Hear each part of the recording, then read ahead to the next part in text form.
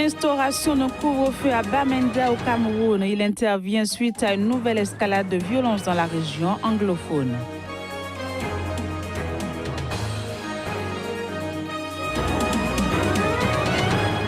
Plusieurs attaques djihadistes perpétrées au Mali ont été revendiquées par le groupe de soutien à l'islam et aux musulmans, la principale alliance djihadiste du Sahel liée à Al-Qaïda.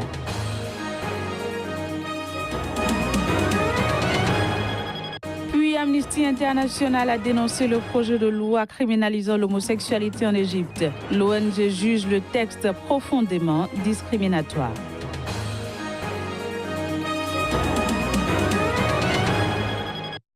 Voilà pour le sommaire, chers amis téléspectateurs, bienvenue.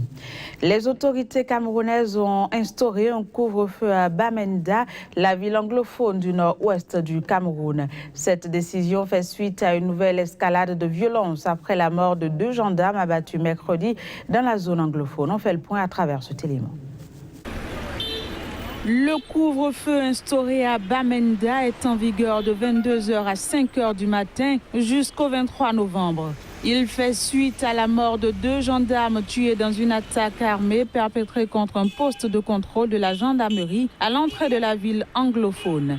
L'incident a déclenché une nouvelle escalade de violence dans la région. Il s'agit des premières victimes du côté des forces de l'ordre. L'attaque n'a pas été revendiquée, mais pour le porte-parole du gouvernement camerounais, les gendarmes ont été tués par des sécessionnistes anglophones. Depuis novembre 2016, 2 régions anglophones au nord-ouest et au sud-ouest du Cameroun sont en proie à des tensions et des contestations. La minorité anglophone s'estime marginalisée. Certains leaders anglophones de leur côté réclament le fédéralisme, d'autres la partition du pays. 2 scénarios que refusent catégoriquement d'envisager les autorités camerounaises. Le groupe de soutien à l'islam et aux musulmans a revendiqué mercredi une série d'attaques au Mali sur les réseaux sociaux. Notons que ce groupe est la principale alliance djihadiste du Sahel liée à Al-Qaïda. Reportage. C'est sur les réseaux sociaux que le groupe de soutien à l'islam et aux musulmans revendiquait mercredi plusieurs attaques perpétrées sur le territoire malien. En tout, près de 60 attaques sont concernées. L'alliance djihadiste a aussi affirmé détenir l'ensemble des otages occidentaux. Lundi, 2 attaques ont eu lieu dans le nord et le centre du Mali, faisant 10 morts dont 9 civils. Ces attaques ont eu lieu au moment où le Premier ministre Abdoulaye Idrissa Maïga devait se rendre dans la zone. Mais il a dû reporter la visite après l'explosion d'une mine au passage d'un véhicule d'escorte. Les Nations Unies ont indiqué que le bilan de l'embuscade contre son convoi s'élevait à 4 transporteurs civils tués, 2 assaillants et un garde national malien. Le nord du Mali était tombé en 2012 sous la coupe de groupes djihadistes liés à Al-Qaïda. Ces groupes en ont été en grande partie chassés par une intervention militaire. Toutefois, des zones entières du Mali échappent encore au contrôle des forces maliennes et étrangères, régulièrement ciblées par des attaques djihadistes, et ce malgré la signature en 2015 d'un accord de paix. Un accord censé définitivement isoler les djihadistes et dont l'application accumule des retards. En Égypte, le projet de loi criminalisant l'homosexualité est profondément discriminatoire et constitue un revers pour les droits de l'homme. C'est ce qu'a affirmé ce jeudi Amnesty International dans un communiqué. Reportage. En Égypte, le droit ne pénalise pas actuellement l'homosexualité en tant que telle. Mais les tribunaux utilisent les incriminations de débauche ou de prostitution pour condamner les homosexuels. Pour remédier à cette situation, plusieurs députés égyptiens ont proposé en octobre dernier un texte prévoyant des peines de prison pour les personnes de même sexe ayant eu des relations sexuelles dans les lieux publics comme privés. Selon le projet de loi, les peines vont d'1 an d'emprisonnement à 3 et les accusés risquent en cas de récidive jusqu'à 5 ans de prison. Mais selon Nadia Bounaïm, directrice des campagnes pour l'Afrique du Nord à Amnesty International, ce projet de loi profondément discriminatoire serait un énorme revers pour les droits de l'homme et un autre coup de grâce porté aux droits sexuels en Égypte. Ces dernières semaines, une vague de répression contre la communauté homosexuelle a été menée dans le pays. Ceci après le concert au Caire le 22 septembre dernier du groupe libanais Mashrou Leila, connu pour ses positions en faveur de la communauté LGBT. Qualifiant en septembre dernier l'homosexualité de maladie honteuse, le Conseil supérieur de régulation des médias, un organisme public, avait interdit aux organes de presse d'en faire la promotion. Au Libéria, 2 jours après la suspension du processus électoral, le ton est monté du côté de la formation politique de George Weah, candidat arrivé en tête du premier tour de l'élection présidentielle. Le CDC réclame la relance rapide du processus électoral et la tenue du second tour dont la date n'est pas encore connue. Les images. Au Libéria, le Congrès pour le changement démocratique, parti de George Weah, candidat à la présidentielle, a haussé le ton mercredi, 2 jours après la suspension du processus électoral. Il réclame sa relance rapide et la tenue du second tour, dont la date n'est pas encore fixée. Le second tour de la présidentielle au Libéria devait opposer mardi dernier George Weah au vice-président sortant Joseph Boakai, respectivement arrivé premier et deuxième, au premier tour du scrutin, le 10 octobre dernier. Mais la Cour suprême a suspendu lundi le processus en ordonnant à la Commission électorale nationale d'examiner un recours de Charles Brumskin, candidat du Parti de la Liberté, arrivé troisième. Ces procédures pourraient prendre plusieurs jours, voire plusieurs semaines.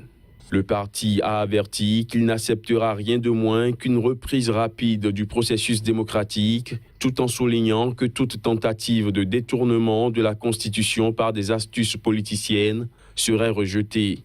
Mardi soir, George Weah avait appelé ses partisans à rester calmes pendant la phase d'examen des recours de ses adversaires, qu'il avait qualifiés de vrais fauteurs de troubles.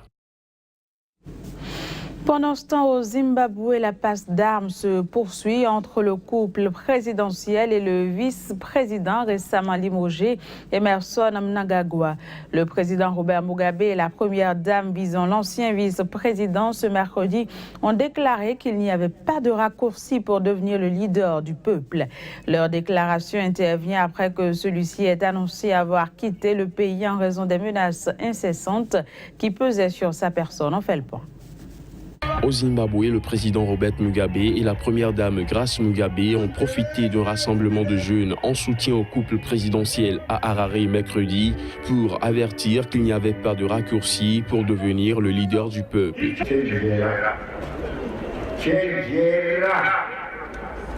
Attention, la jeunesse, soyez prudents. Il n'y a pas de raccourci pour devenir le leader du peuple.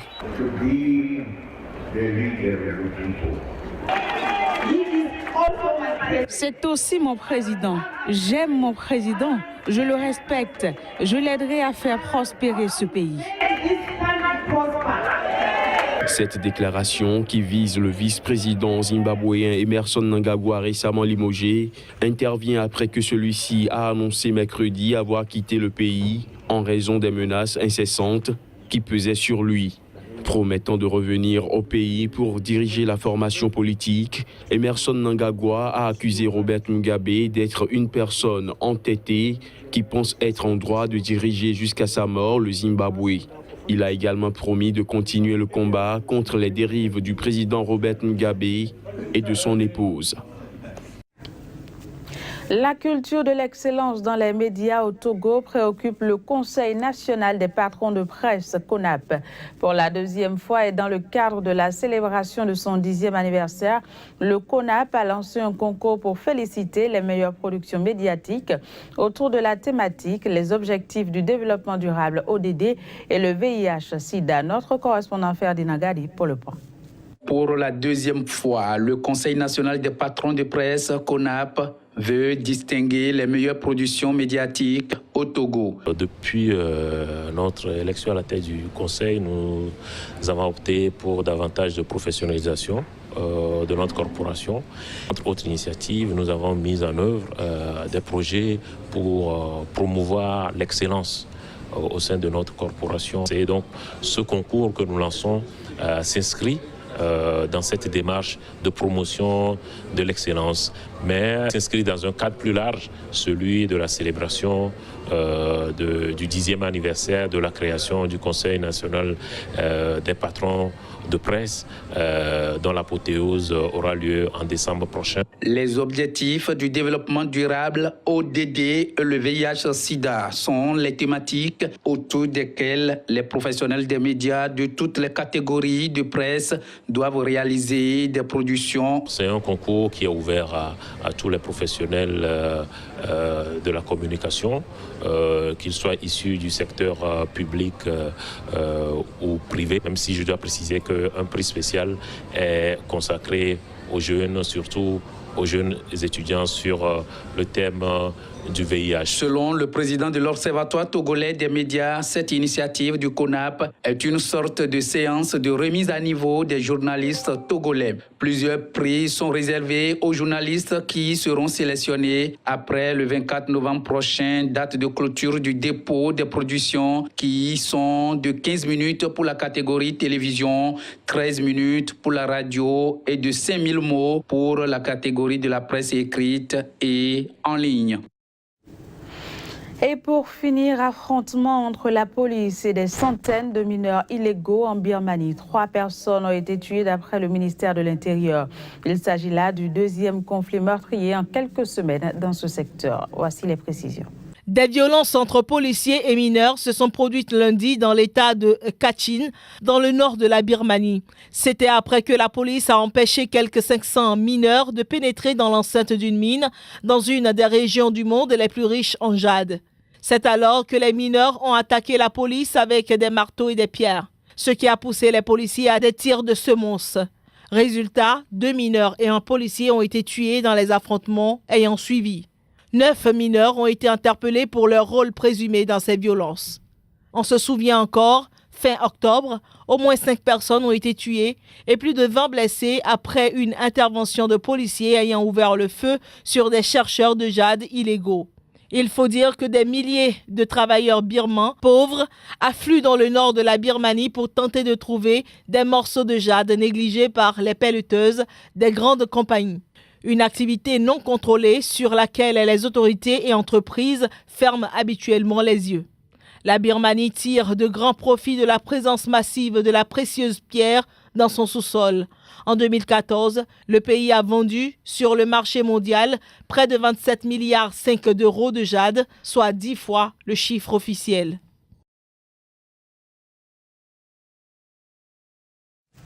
Voilà, c'est la fin de ce journal. Merci de l'avoir suivi. À très bientôt.